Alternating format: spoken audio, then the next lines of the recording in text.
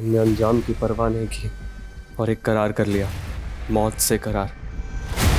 मौत का ऐसा करार कि अब मौत से पीछा छुड़ा पाना मुश्किल है।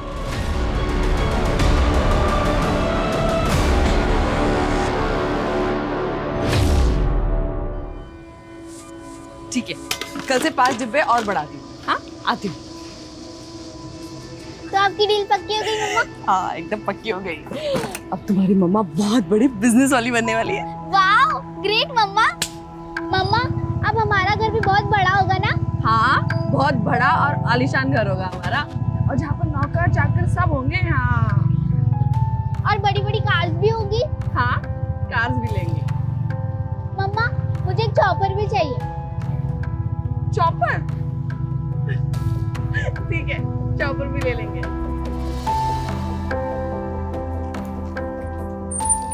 अरे नानी, मम्मा मुझे चॉपर दिलवाएगी। मुझे कितनी बार बोला है मुझे नानी मत बोला कर, ऐसे सबके सामने तो नहीं।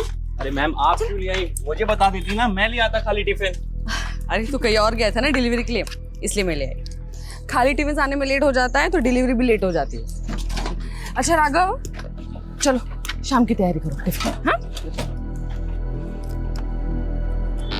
फाल्गुनी, तुम्हारी कामयाबी की चाबी बन सकता हूँ मैं। तो मेरे प्रपोजल के बारे में क्या सोचा? अरे संजीव, तुम बाहर क्या कर रहे हो? अंदर आओ। रूही बेटा, तुम अंदर जाके चेंज कर। 1 साल पहले तुमने बिजनेस के लिए मुझसे 3 लाख रुपए उधार लिए थे और उसको बढ़ाने के लिए 5 लाख रुपए और ले लिए। अरे मामूली से टिफिन सर्विस के बिजनेस में 8 लाख रुपए खपा दिए। तुम मुझे मेरा काम समझाने आए हो? तुम मेरा पैसा तो लौटा नहीं पा रही हो। टू बी फ्रैंक, तुम्हें बिजनेस करना नहीं आता। एक काम करो, तुम मेरी लाइफ पार्टनर बन जाओ, तुम्हें बिजनेस करना भी सिखा दूंगा और तुम्हारा कर्जा भी माफ हो जाएगा। अपनी हाथ में रहो संजीव। मधु, क्या है ये? तुमने तो कहा था तुम इसे शादी के लिए मना लोगी। मैं बात करती ना इससे। मासी ना मेरी जिंदगी का फैसला कर सकती है, ना ही मेरे बिजनेस में कोई फैसला ले सकती है। देखा मधु, इसने तुम्हें तुम्हारी औकात दिखा दी। ये तुम्हें अपनी बॉसी नहीं, काम वाली समझती है। संजीव, तुम मासी को भड़काने की कोशिश मत करो। बहुत अकड़ है ना तुझमें। चल अभी क्या भी मेरा पैसा निकाल, नहीं तब मैं तुझे अपना असली रूप दिखाता हूँ। मुझे हैरास करने की कोशिश मत करना संजीव। तुम्हें तुम्हारा पैसा मिल जाएगा, वो भी पूरे ब्याज के साथ। ब्याज तो मैं वसूल करूंगा, इस थप्पड़ का भी।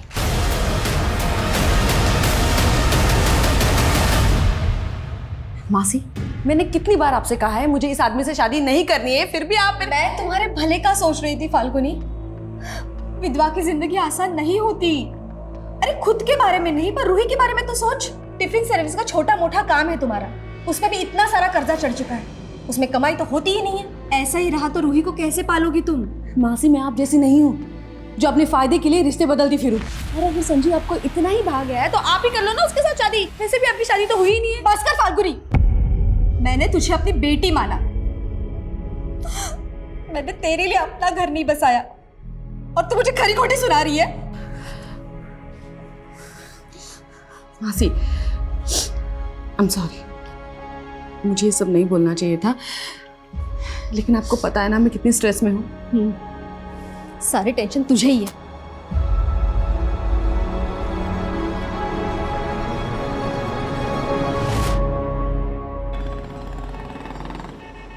मम्मा, मुझे बड़ा घर नहीं चाहिए, ना कार्स ना चॉपर। आप टेंशन मत लो। तू है तो मुझे क्या टेंशन है?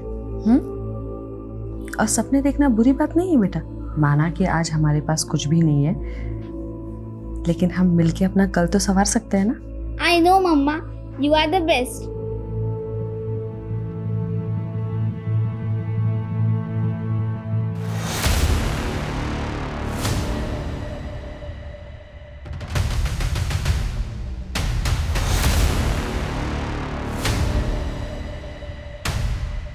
जब मंजिल दूर हो तो वहाँ जल्द से जल्द पहुँचने के लिए हम शॉर्टकट ढूंढने लगते हैं, और अब मैं उस रास्ते पर जाने का सोच रही थी जिसे मैंने सालों पहले छोड़ दिया था।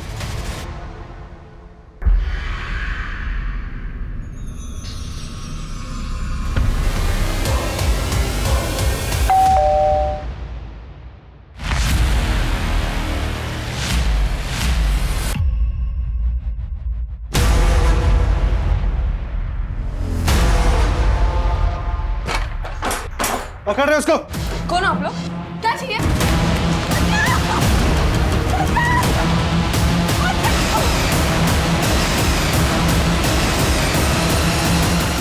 मैंने सोचा था अपना रास्ता बदल के मैं अपनी किस्मत बदल लूंगी, लेकिन मुझे नहीं मालूम था मुझे इसकी इतनी भारी कीमत चुकानी पड़ेगी। ये लो तुम्हारे पूरे पैसे, वो भी ब्याज के साथ। 4 महीने में इतना पैसा कमा लिया? तुमसे मतलब? अरे तुम अभी तक मुझसे नाराज हो?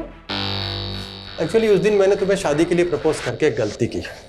अगर मैं तुम्हें सिर्फ सोने के लिए कहता ना तो तुम मान जाती। ये पैसा भी इसी तरह कमाया ना, सो के। तेरी नीयत चाहे जैसी भी हो, लेकिन मेरे बुरे वक्त में तू काम आया ना, इसलिए मैंने सिर्फ थप्पड़ मारा है तुझे, वरना मैं तेरे साथ क्या क्या कर सकती हूँ ना, ये जानता नहीं है तू। मुझे मालूम था इस डगर पे मुझे मौत भी मिल सकती है, लेकिन मैं मरना नहीं चाहती। मुझे अपनी बेटी के लिए जीना है।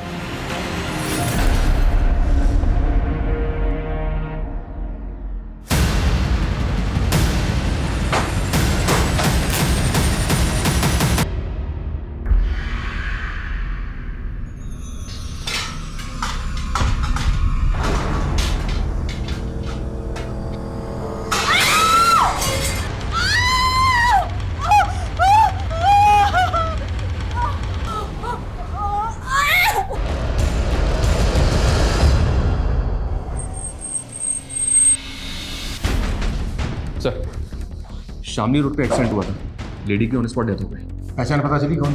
जी हाँ सर, एक्सीडेंट साइट से आईडी मिली है जिसमें फाल्गुनी गुप्ता लिखा हुआ है। मेरठ की रहने वाली है, कांस्टेबल को भेजा उसके एड्रेस पे। नानी कहाँ गई राघव अंकल? बेटा वो आ जाएंगी। और मम्मी वो कहाँ है?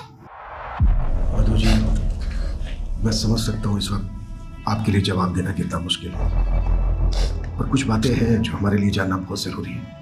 फाल्गुनी का एक्सीडेंट शामली रोड पर। फाल्गुनी शामली में कहाँ जा रही थी? शामली? सर वो तो 2 दिन से शहर के बाहर गई थी। शहर से बाहर? कहाँ? सर वो मुझे नहीं पता, पर अपना टिफिन का काम दूसरे शहर में भी फैलाना चाहती थी। और मधु जी, जिस जगह पर फाल्गुनी का एक्सीडेंट हुआ वो जगह आपके घर से कोई 60-70 किलोमीटर की ही दूरी पर है, और आप कह रही हैं कि फाल्गुनी 2 दिन से शहर से बाहर थी। सर ऐसा भी तो हो सकता है वो घर लौट रही हो और रास्ते में उसके साथ।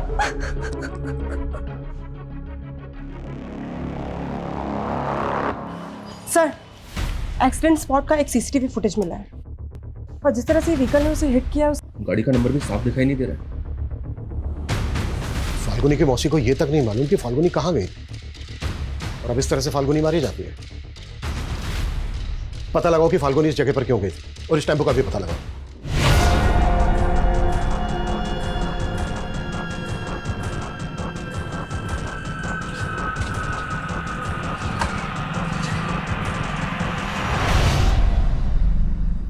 बहुत पढ़ा।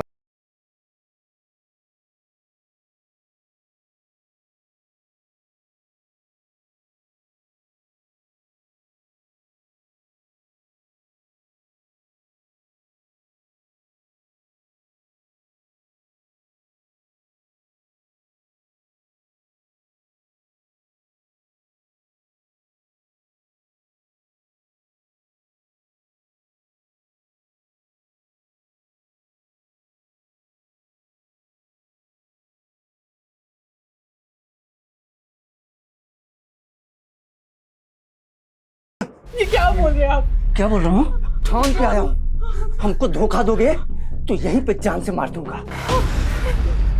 फाल्गुनी की मौसी ने तेरी गंदी नीयत के बारे में सब कुछ बता दिया है हमें। सर, उसके मौसी ने खुद मुझसे कहा था कि वो फाल्गुनी की शादी मुझसे करवाना चाहती है। देख, अगर हमें बाद में पता चला ना कि इसमें तेरा तनिक भी हाथ है तो बिल्कुल हाथ नहीं है सर। अगर वो गलत रास्ते से पैसा कमाएगी तो ऐसी हालत तो होनी ही। कहना क्या चाहता है तू? सब बोल। सर, 4 महीने पहले तक फाल्गुनी के पास अपनी बेटी की फीस भरने तक के पैसे नहीं हुआ करते थे, और 4 महीने के अंदर उसने मेरे 8 लाख रुपए चुकता कर दिया। ये लो तुम्हारे पूरे पैसे ब्याज के साथ। मुझसे सवाल करने से पहले आप उसकी मौसी से पूछिए कि फाल्गुनी शहर में किस किस के पास जाती थी जो उस पर इतना पैसा बरसा रहे थे।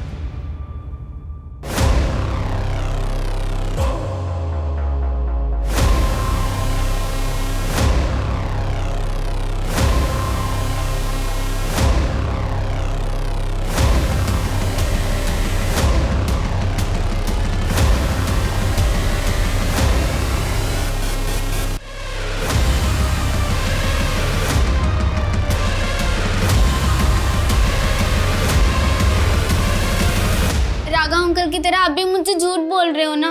मम्मी मुझसे इतने दिन तक दूर नहीं रह सकती। बेटा मैं तुझे कैसे बताऊं कि क्या हुआ है?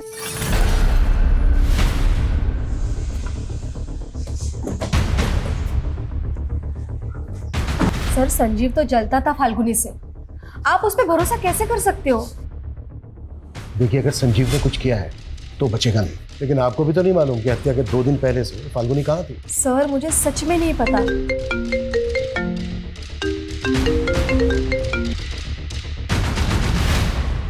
हाँ मनीष। इंक्वायरी में पता चला है कि फाल्गुनी ने शामली रोड पे एक जगह रेंट पे ले रखी थी। व्हाट? सर फाल्गुनी ने ये जगह 2 महीने पहले ही रेंट पे ली थी। यहाँ के लैंडलॉर्ड का कहना है कि वो यहाँ से कोई बिजनेस कर रही थी। पर फाल्गुनी तो मेरठ से टिफिन सर्विस चलाती थी ना, यहाँ क्या कर रही थी? तो बेटा ये सारे एविडेंस कलेक्ट करो। सर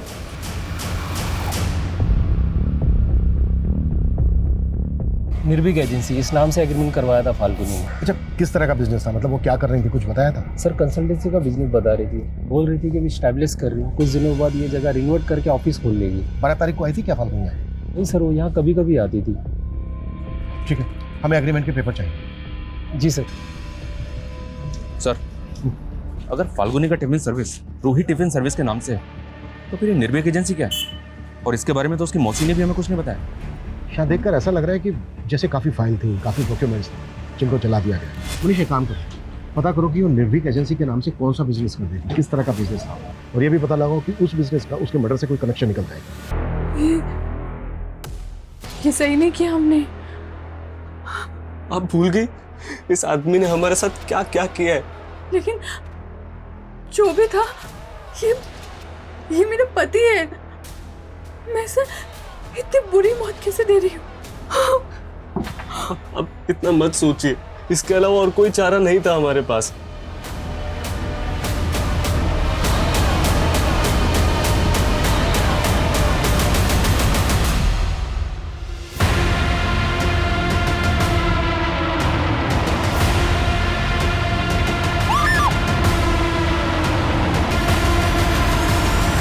सर फाल्गुनी को टक्कर मारने वाले टेम्पो के बारे में कुछ पता नहीं चल रहा है। हमें सिर्फ इतना पता है कि वो टेम्पो सफेद रंग का है। पॉसिबल है कि क्रिमिनल्स ने उसका रंग बदल दिया।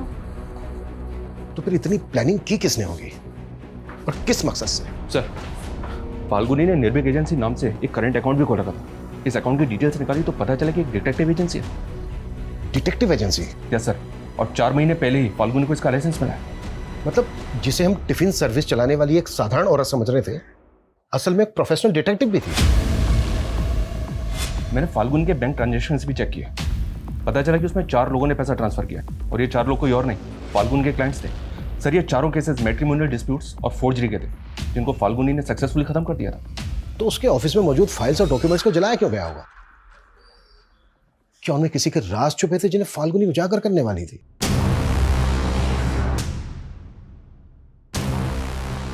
ये सब तो काफी हद तक जल चुका है sir. 1 PH 2 SKR 3 HC C is similar।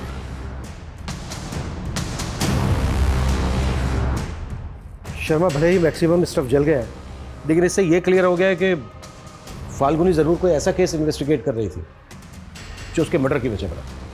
Sir Falguni के CDR में कोई सस्पिशियस नंबर भी नहीं मिला, लेकिन सर फाल्गुनी की लोकेशन पिछले 2 महीने से अक्सर मुजफ्फरनगर की थी, लेकिन सर उसके CDR में मुजफ्फरनगर का कोई नंबर नहीं मिला। ये भी तो हो सकता है कि वो कोई दूसरा नंबर भी यूज करती हो। शर्मा, अपने सारे खबरों को एक्टिव करो, उनसे कहो कि वो पता लगाएं कि फाल्गुनी मुजफ्फरनगर में कहाँ जाती थी और किस किस से मिलती थी। Okay sir.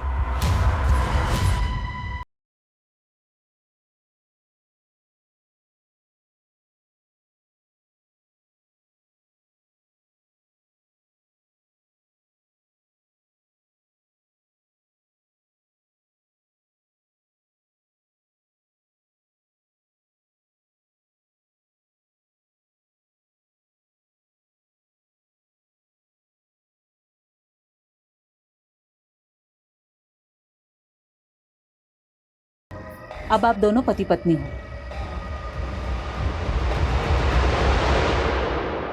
फाल्गुनी और डिटेक्टिव? ये सब बातें सुन के मैं खुद हैरान हूँ सर। इस बारे में मुझे कुछ मालूम नहीं था।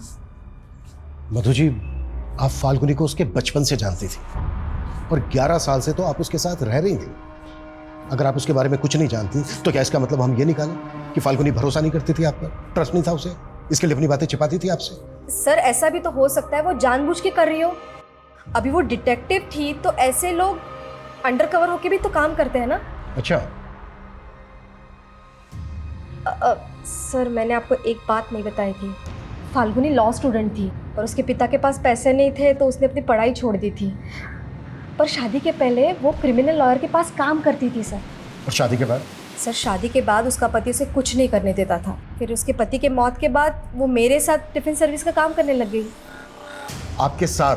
हाँ। लेकिन उसका जो ये टिफिन सर्विस का बिजनेस था उसके डॉक्यूमेंट्स में तो आपका कोई शेयर नहीं है। वो तो सैलरी देती थी ना आपको। सर वो हमारा रिश्ता इन सारी चीजों के परे था। ये पुलिस क्यों आई है राघव अंकल?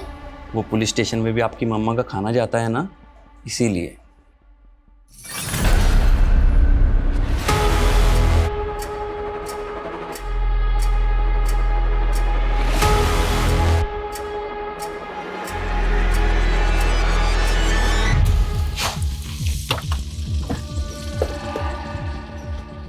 आइए सर। फाल्गुनी इसी एनजीओ में वर्कर बन के काम करती थी। ये भी तो हो सकता है कि फाल्गुनी एनजीओ वर्कर बनकर यहाँ इन्वेस्टिगेट करने आती है। फिलहाल तो सिर्फ इतना पता चला है कि फाल्गुनी आसपास के कई गांवों में जाकर ग्रामीण औरतों को वुमेन हेल्थ एंड हाइजीन पर ट्रेनिंग दे रही थी। पॉसिबल है आसपास के गांवों में जाकर वो इन्फॉर्मेशन इकट्ठा करती है। मे भी सर। इंक्वायरी में एक बात और पता चली है, ये फाल्गुनी आजकल कड़िया गांव ज्यादा जा रही थी। कड़िया गांव?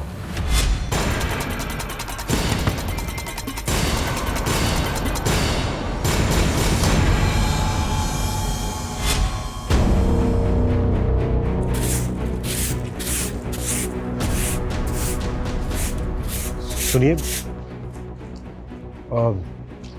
हमें पता चला है कि एनजीओ वर्कर फाल्गुनी अक्सर आपसे मिलती है। जी।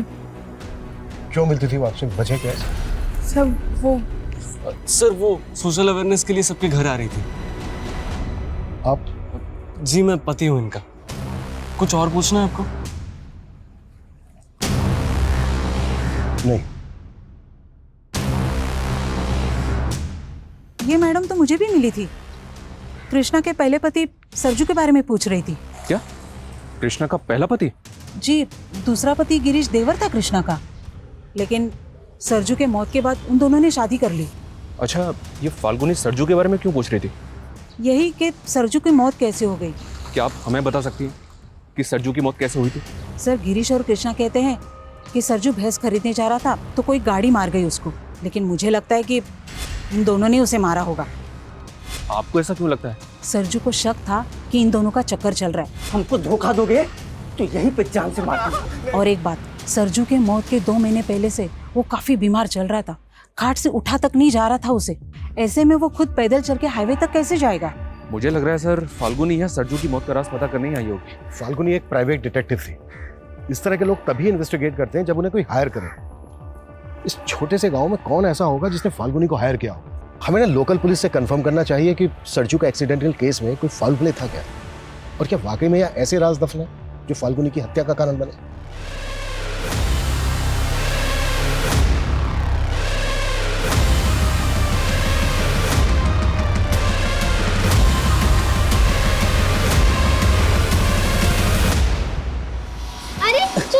अरे अरे तुम डर क्यों रही हो? ये डॉल तुम्हारी मम्मी ने दी है तुम्हारे लिए। मम्मी ने? हाँ, मम्मी ने ऑर्डर पहले की होगी, बस पार्सल आ जाया है।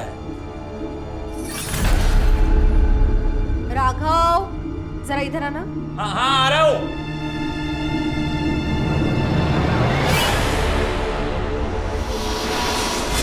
मम्मा जाना सच में जरूरी है? हाँ बेटा, बहुत जरूरी है। वरना तुम ही बताओ, मम्मा तुमसे दूर इतने दिन के लिए रह सकती है? लेकिन आजकल आपके पास मेरे लिए टाइम ही नहीं होता है। सॉरी बेटा, मैं बहुत जल्द वापस आ जाऊंगी। मम्मा आपने मेरे लिए डॉल ऑर्डर की थी, मैं आपको कहाँ से ऑर्डर करूं ताकि आप जल्दी से मेरे पास आ जाओ? कहाँ चले गए मम्मा? सरजू कुशवाहा एक्सीडेंट केस में हमें कुछ ऐसा नजर नहीं आया जिससे कि लगे कि उसका मर्डर हुआ था, और सरजू के पोस्टमार्टम रिपोर्ट से भी ये क्लियर था कि उसका एक्सीडेंट ही हुआ था। अच्छा, सरजू का जिस टेम्पो से एक्सीडेंट हुआ था वो सफेद रंग का था ना? नहीं, सरजू की बीवी ने बयान दिया था कि कोई सफेद रंग का ओल्ड कार था। तो वो जो कार थी उस कार का कुछ पता चला? अभी तक तो नहीं। मुझे लगता है पुलिस वाला हमसे कुछ छुपा रहा है। हमें ना बहुत संभल के जांच करनी होगी। अगर फाल्गुनी सरजू के एक्सीडेंट को मर्डर मान रही थी तो जाहिर सी बात है वो लोकल पुलिस पे शक कर रही होगी। शर्मा, पता करो कि फाल्गुनी लोकल पुलिस से मिल रही थी क्या, और याद रहे पूरी एहतियात के साथ। Okay sir. मेरठ पुलिस हमारे घर तक पहुंच गई।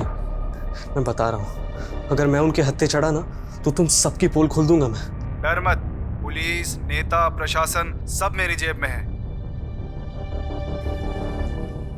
सरजू का भूत भटक रहा है, वो ना हमसे बदला लेगा, वो बदला लेगा हमसे। इतना मत सोचो, सब ठीक हो जाएगा।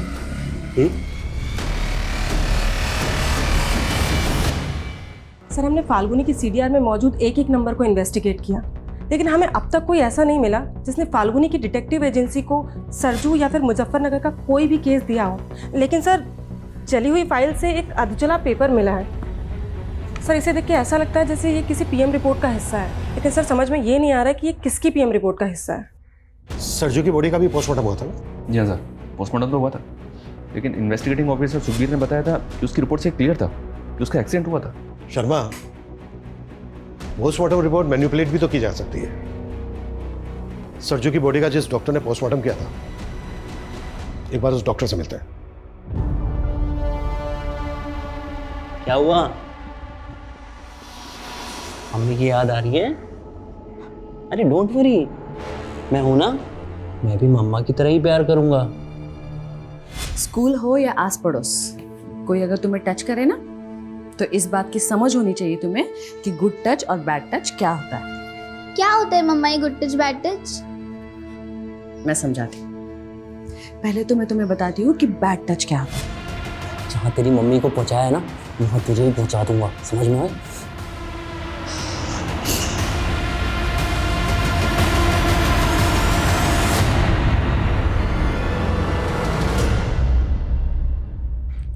एक्सक्यूज मी, डॉक्टर पाल जो पोस्टमार्टम करते हैं कहाँ मिलेंगे?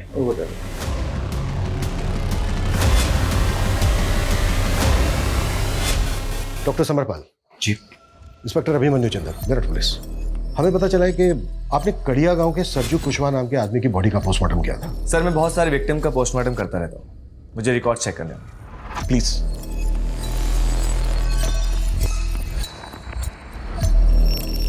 Sarju Kushwaha, right officer. Accidental case है, बॉडी में कई जगह इंजरीज थी और कुछ फ्रैक्चर थे, लेकिन हमें कोई फाउल प्ले नहीं लगा। कुछ दिनों पहले मेरठ में भी एक्सीडेंट हुआ था कि विक्टिम पर जानबूझकर टेम्पो चढ़ा दिया गया था। बहुत एक्सीडेंट की वजह से हुई थी, पर था वो मर्डर। लेकिन ये सब आप मुझे क्यों बता रहे हैं? जिस विक्टिम का एक्सीडेंट हुआ था उस विक्टिम का नाम था फाल्गुनी गुप्ता। ये शायद इसके साथ आपने सरजू की पोस्टमार्टम रिपोर्ट शेयर की। नहीं सर, मैं इस लड़की को नहीं जानता, और सरजू की रिपोर्ट सिर्फ इन्वेस्टिगेशन ऑफिसर के साथ शेयर की थी। ठीक है डॉक्टर, हमें इस रिपोर्ट की एक कॉपी चाहिए होगी। मैं आपको प्रोवाइड करता हूँ। Thanks doctor. मैं तो तुम्हें चाहता था, लेकिन तुमने मेरा ध्यान फाल्गुनी की तरफ मोड़ दिया, और अब उसके मर्डर का इल्जाम भी मेरी तरफ मोड़ दिया। मुझे पता है ना तू कितना बड़ा कमीना है। वो तो मैं हूँ, लेकिन तुझे मैं फुल सपोर्ट करूंगा फाल्गुनी के बिजनेस को टेक ओवर करने में।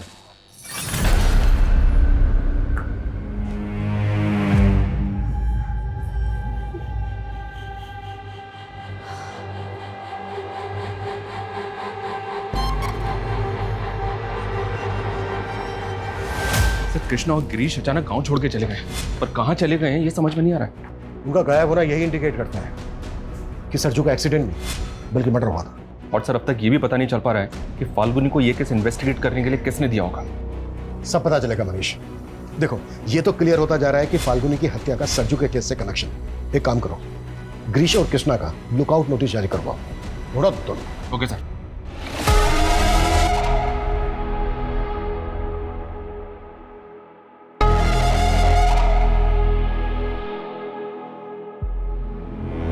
मेरठ पुलिस मेरे हॉस्पिटल तक पहुंच चुकी है। सरजू और फाल्गुनी के बारे में पूछताछ कर रही थी।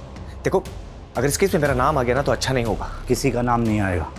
थोड़े दिनों में मेरठ पुलिस झक मार के निकल जाएगी, और अगर ना भी निकली तो उसे भी खरीद लेंगे। वो पुलिस वाला बिकाऊ नहीं लग रहा था, या तो उसका भी ट्रांसफर करवा दो या फिर उसे भी ठिकाने लगवा दो। सर, मुझे पता चला है कि सरजू के एक्सीडेंट में जिस गाड़ी का इस्तेमाल हुआ था वैसी ही गाड़ी का इस्तेमाल और एक एक्सीडेंट में किया गया था। व्हाट?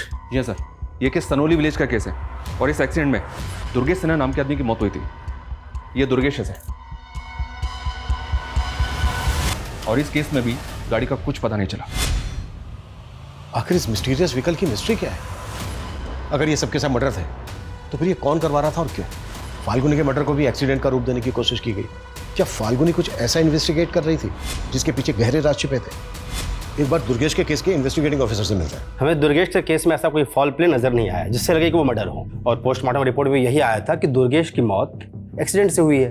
पोस्टमार्टम रिपोर्ट दिखाएंगे दुर्गेश की? हाँ sure. Thank you.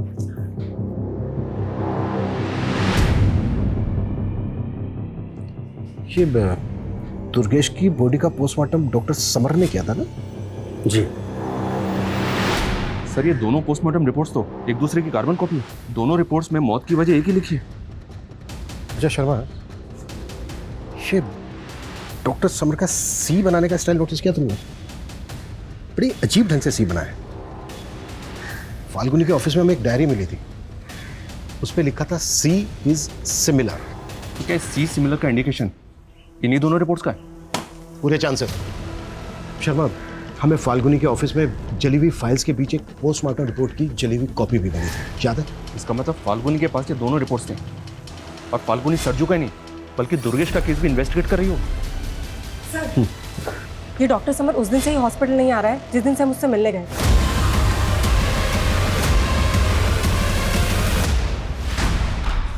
Doctor summer कहाँ है? मुझे नहीं मालूम कब से नहीं हुआ घर पे? सर, पिछले 3 दिन से घर नहीं आया वो। कविता चेक करो, कुछ भी छूटना नहीं चाहिए। लेकिन हुआ क्या है, कोई बताएगा? बताते हैं।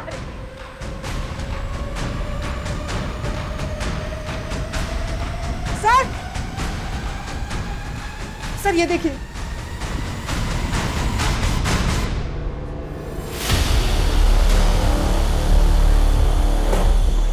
इतनी सारी डॉल्स, इलेक्ट्रॉनिक सामान, क्या ये सब? क्या चल रहा है इस घर के अंदर? सर, मेरे बेटे को इलेक्ट्रॉनिक गुड़िया बनाने का शौक है।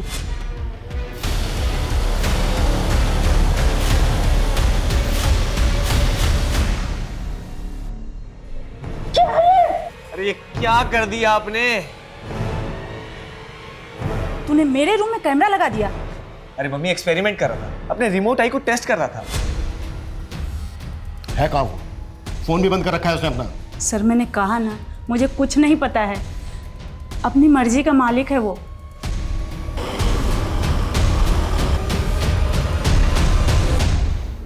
ये दुर्गेश सिन्हा यहीं रहते थे ना? जी हाँ। देखिए, उनकी मौत कैसे हुई इसके बारे में आपसे बात करनी है हमें। इस लड़की को पहचानती हैं? नहीं। आप जरा गौर से देखिए, शायद आपको कुछ याद है। बोला ना नहीं, और मुझे आपसे बात नहीं करनी है। आप जाइए यहाँ से। देखिए, हमारा बात करना बहुत, सुनिए, देखिए हमारी बात सुनिए। अब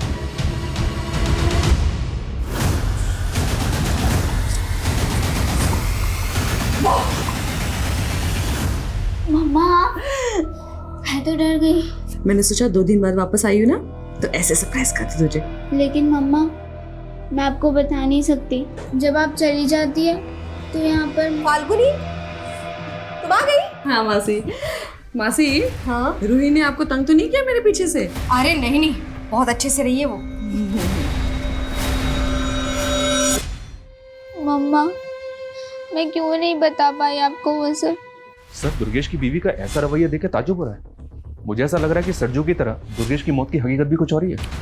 मैंने मॉर्चरी में पता किया, पिछले 3 महीने में डॉक्टर समर ने 15 बॉडीज का पोस्टमार्टम किया और उन 15 में से 9 एक्सीडेंटल केसेस हैं। तो क्या ऐसे और भी केसेस हैं? इस डायरी में ना कुछ अल्फाबेट्स लिखे हैं जिनको देख के ऐसा लगता है कि जैसे ये विक्टिम्स के नामों का शॉर्ट फॉर्म हो सकता है। जैसे सरजू का सरनेम है कुशवाहा, यानी कि सरजू कुशवाहा, और ये देखो ये 7वें नंबर पे लिखा है SK। ऐसे ही दुर्गेश का सरनेम है सिन्हा, यानी कि दुर्गेश सिन्हा, और ये यहाँ 9वें नंबर पे लिखा है DS। ऐसे जो बाकी के विक्टिम्स हैं उनके भी नाम और सरनेम के अल्फाबेट्स मैच हो रहे हैं। My God, I mean sir, ये केस तो हमारी सोच से भी परे का निकला। बस ये समझ में नहीं आ रहा है कि फाल्गुनी से ये सब इन्वेस्टिगेट कौन करवा रहा था।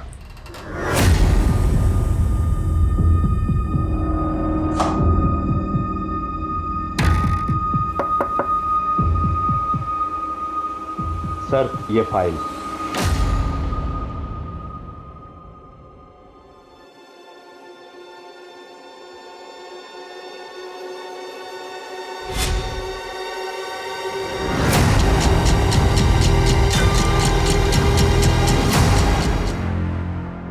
सर ये विपिन है, दुर्गेश सिन्हा का पड़ोसी और दोस्त भी। दुर्गेश के बारे में आपको कुछ बताना चाहता है। बोलो।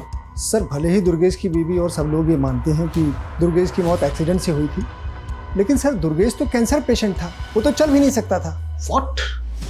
उसका इलाज एनटी दीक्षित मेमोरियल अस्पताल में चल रहा था। और सर मुझे बहुत अच्छे से याद है, वो शाम जब मैं दुर्गेश को मिलने उसके घर गया था तो वो बिस्तर पर ही अपने प्राण छोड़ चुका था। फिर मुझे उसकी पत्नी ने वहाँ से जाने के लिए कहा। उसके बाद मुझे उसी रात को ये पता चला कि दुर्गेश का हाईवे के पास में एक्सीडेंट हो गया है। सरजू के पड़ोसी ने कहा था सर कि सरजू काफी बीमार रहता था और ठीक से चल भी नहीं पाता। और उसकी वाइफ कृष्णा ने स्टेटमेंट दी थी कि सरजू भैंस लेने जा रहा था, हाईवे पे उसका एक्सीडेंट हो गया था। ये बहुत बड़ा गेम है शर्मा, इसकी जड़ें ना काफ़ी गहरी है। अच्छा, दुर्गेश के दोस्त ने बताया कि दुर्गेश कैंसर पेशेंट था, एनटी दीक्षित मेमोरियल हॉस्पिटल में उसका इलाज चल रहा था। एक काम करो, रिकॉर्ड चेक करो वहाँ पे। हमें कोई एक्सट्रीम स्टेप लेना होगा।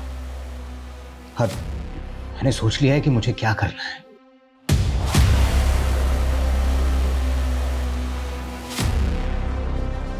नहीं सर, दुर्गेश सिन्हा नाम के सर किसी पेशेंट का रिकॉर्ड नहीं है यहाँ पर, और ना ही सर इस नाम के किसी कैंसर पेशेंट का इलाज हुआ है इस हॉस्पिटल में।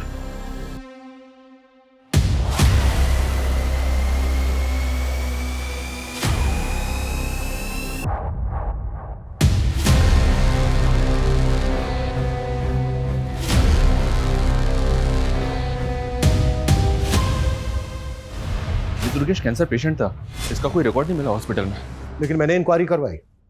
डॉक्टर समन ने जिन 9 और एक्सीडेंटल विक्टिम्स का पोस्टमार्टम किया था, उन सबके केसेस भी सरजू और दुर्गेश के केस की तरह सस्पिशियस थे। और ये सारे के सारे विक्टिम्स लोअर मिडिल क्लास या फिर पुअर फैमिली से बिलोंग करते थे। ये काफ़ी ताज्जुब भरा है कि ऐसे बैकग्राउंड के लोगों को क्यों और किस मकसद से मारा गया और उनके मर्डर को एक्सीडेंट का रूप दिया। हमें ना इस फैमिली को कॉन्फिडेंस में लेकर बात करनी होगी, तभी हम इस केस की तह तक पहुँच पाएंगे। सर, गिरीश और कृष्णा सहारनपुर के घर में छिपे हुए थे। सहारनपुर पुलिस को उसी घर से उनकी लाशें मिली है।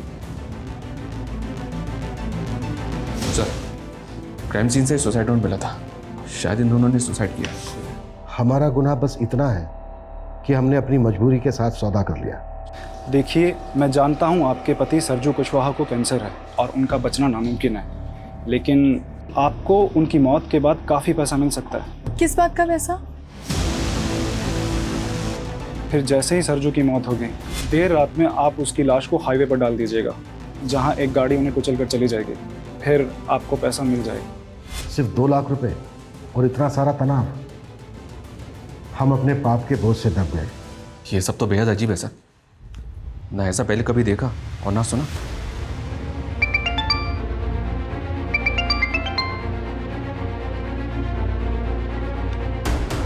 जैन सर,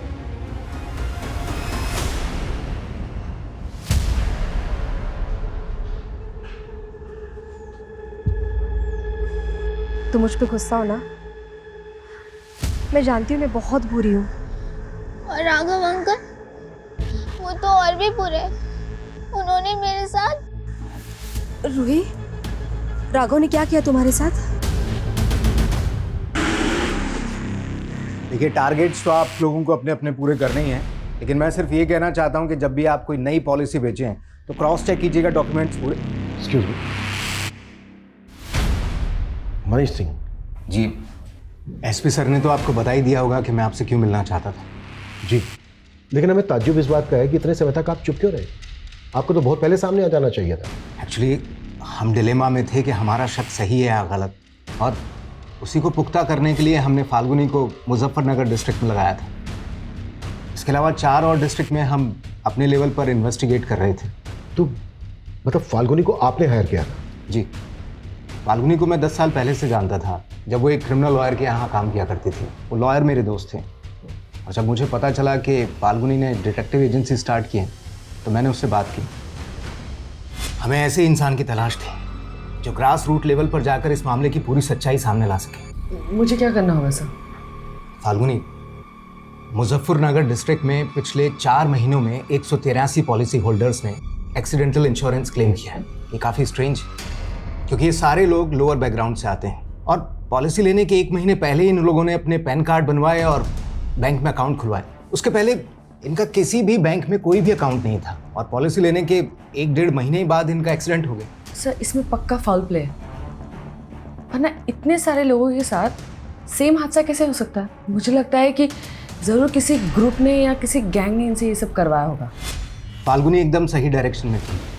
हमें भी हिंट मिलने लगे थे कि इन सब के पीछे कोई ना कोई ऑर्गेनाइज्ड गैंग है और इसमें काफ़ी पुलिस वाले और काफ़ी पोस्टमार्टम डॉक्टर्स शामिल हैं। लेकिन इसके पहले कि फाल्गुनी हमें कोई प्रूफ देती, उसका मर्डर हो गया, तब हम श्योर हो गए। हमारे बाकी इन्वेस्टिगेटर्स ने भी हमें इन्फॉर्मेशन दी थी। 500 से ज़्यादा केसेस हैं, 100 करोड़ से ज़्यादा इंश्योरेंस क्लेम हुआ है। व्हाट? 500 से ज़्यादा केसेस? मतलब हम ये मान सकते हैं कि 500 से ज़्यादा लोगों का मर्डर हुआ है जिसको एक्सीडेंट का रूप दिया गया? शायद, लेकिन इसके पीछे किंगपिन कौन है, किसके इशारे पर ये सब कुछ हो रहा है, वी आर स्टिल क्लूलेस। ये जितने भी सारे केसेस हैं, आप हमें इनकी डिटेल्स दीजिए। जी।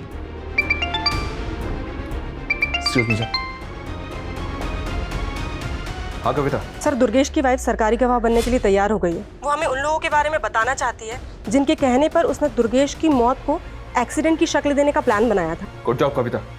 कहाँ है दुर्गेश की बीवी?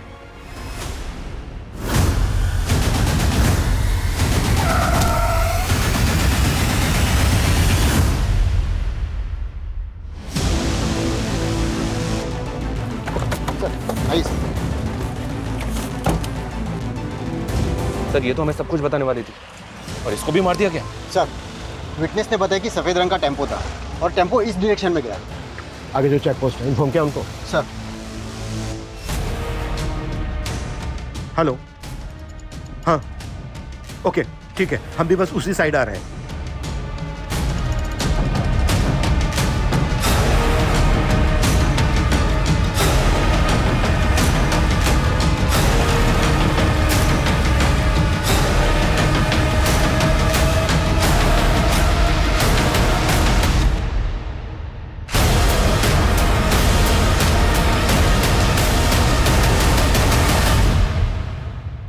कंपनी का रीजनल मैनेजर ही कंपनी के साथ इतनी बड़ी कॉन्स्पिरेसी कर रहा है। मुझे कोई फंसा रहा है। ओए फंसा रहा है? हाँ, तेरे गुनाहों की लंबी चेन तोड़ दी हमने।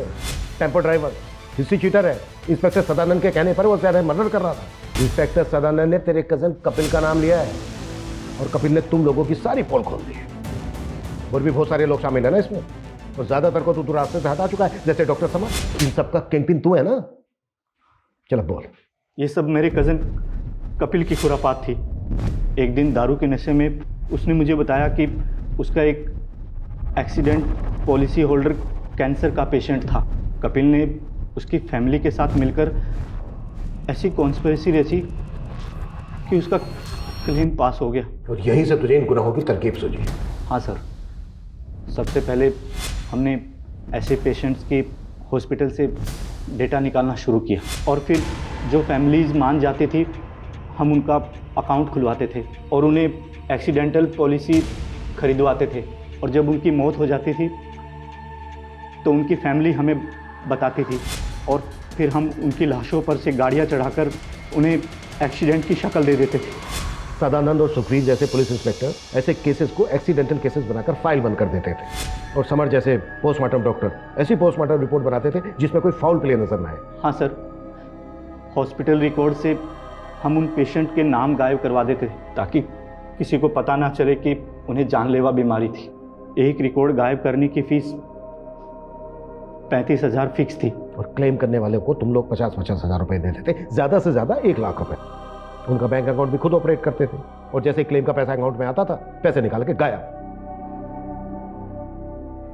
और फाल्गुनी का कसूर यह था कि उसने तुम्हारे गुनाहों की लंबी चेन का पता लगा लिया था। हाँ सर, वो जिस तरह से मनीष सर को रिपोर्ट कर रही थी वो मेरे लिए खतरा बनती जा रही थी, इसीलिए उसको ख़त्म करना ज़रूरी था और वो सबूत मिटाने भी ज़रूरी थे जो उसने मेरे खिलाफ जुटाए थे।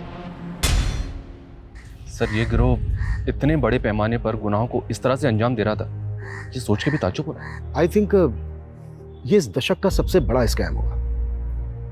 हमारा ऐसे केसेस से भी सामना हुआ है जहां पर लोग पॉलिसी के लालच में अपनों का कत्ल तक करवा देते हैं, और यहाँ तक चंद पैसों के लालच में लोग अपने करीबियों की लाशों का सौदा कर रहे थे। ऐसे गुनाहों को देखकर ये नहीं लगता है कि आजकल इंसानियत का स्तर कितना नीचे गिरता जा रहा है? सर फाल्गुनी की मौसी ने फाल्गुनी के वर्कर राघव की कंप्लेंट की। वो काफी दिनों से फाल्गुनी की बेटी को मॉलेस्ट कर रहा है।